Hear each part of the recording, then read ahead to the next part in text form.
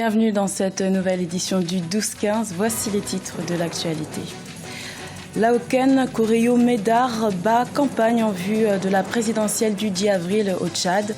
Il s'est rendu à l'Aï à la conquête de son électorat en prônant une société libre et démocratique s'il est élu. Également dans l'actualité, l'élection présidentielle est fixée au 8 avril à Djibouti. Les afficheurs et les imprimeurs profitent de la campagne électorale pour faire fleurir leur commerce. Et puis l'interdiction des sacs plastiques profite aux investisseurs au Sénégal. Les 3 millions de tonnes de déchets récoltés par an ont permis la création de 4000 emplois. Mais tout d'abord, l'opposant ougandais Kizza Besigye n'est plus sous surveillance. Les forces de police ont annoncé qu'elles mettaient fin à la surveillance de sa maison. Il était en résidence surveillée depuis le 20 février, date de la réélection du président Yoweri Museveni. Ce jeudi, la Cour suprême ougandaise a rejeté une requête contestant la réélection du président Yoweri Museveni.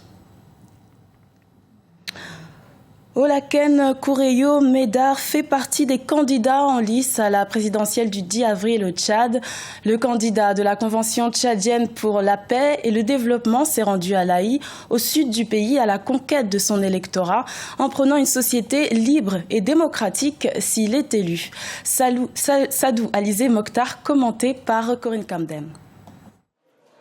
La Convention tchadienne pour la paix et le développement, CTPD, est à l'intérieur du pays pour la mobilisation des électeurs. Laoken Koreyo Medar, candidat du parti CTPD pour la présidentielle du 10 avril 2016, a fait campagne dans la ville de l'Aï, région de Tandjilé au sud pays. Une occasion pour Laoken Koreyo d'annoncer aux populations une nouvelle ère, celui du changement avec son programme pour le développement équilibré des différentes régions du Tchad. C'est parce que c'est vrai, avec la route qu'ils n'ont pas faite, ça fait longtemps que je n'ai pas été à l'Aï. Vous savez que c'est toujours par là que nous passions pour aller à N'Djamena. Et que depuis ce temps-là, c'est Moundou. Mais je voudrais vous inviter vraiment à faire un choix sérieux.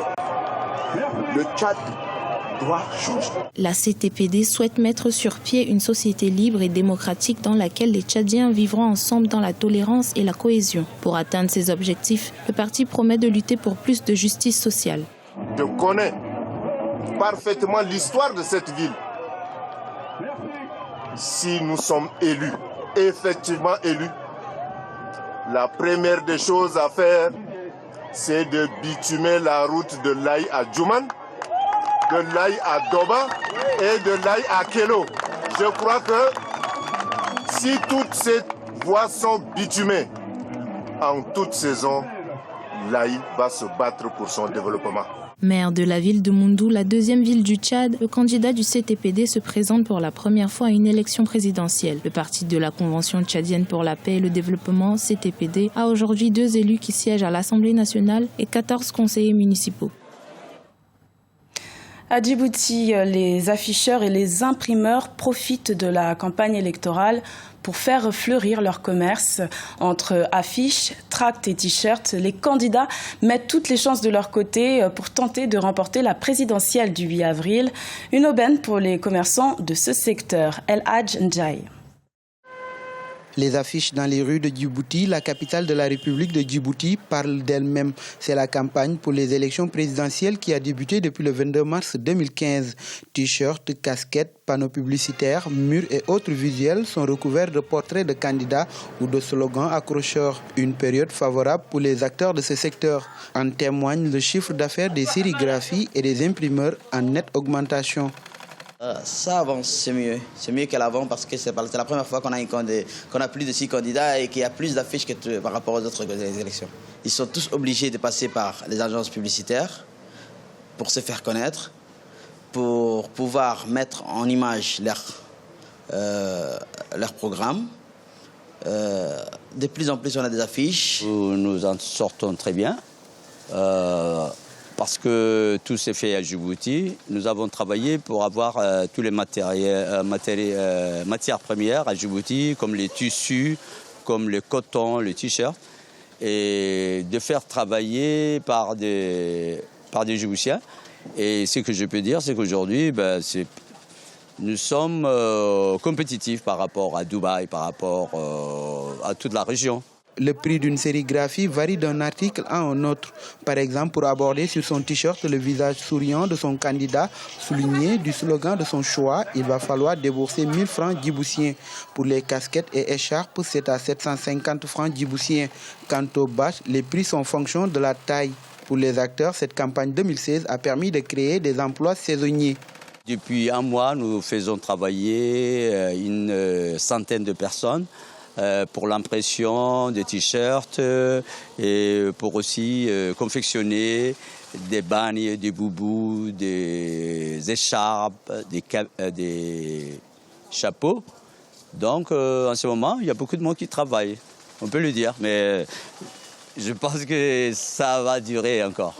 À Djibouti, en cette période électorale, si les candidats rivalisent de meetings ou encore de rencontres de proximité pour séduire les électeurs, les supports de communication sont aussi bons pour cette quête de l'électorat. L'objectif étant surtout de remporter cette élection présidentielle dont 6 candidats en lice.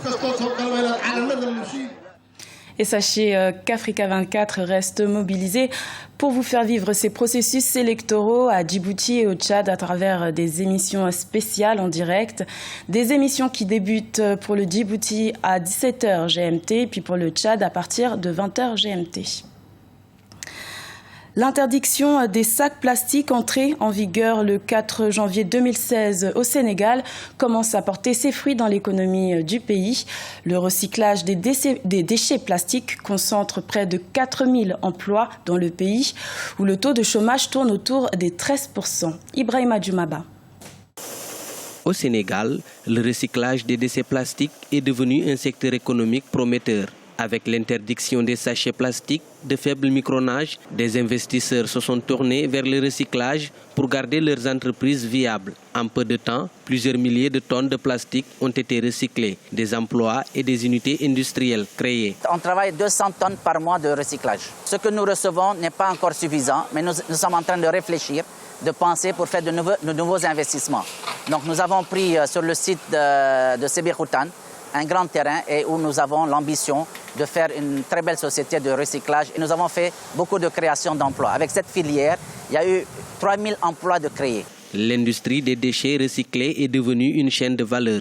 Plusieurs produits dérivés du recyclage sont mis sur le marché sénégalais. Les industriels ont fabriqué des matériaux de qualité mieux adaptés à l'environnement. Les produits de la SEMPA, par exemple, sont très résistants et moins polluants.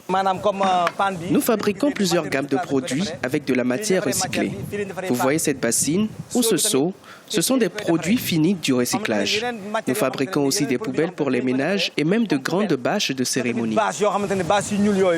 Le Sénégal a enregistré près de 4000 emplois dérivés de l'industrie du recyclage des déchets plastiques.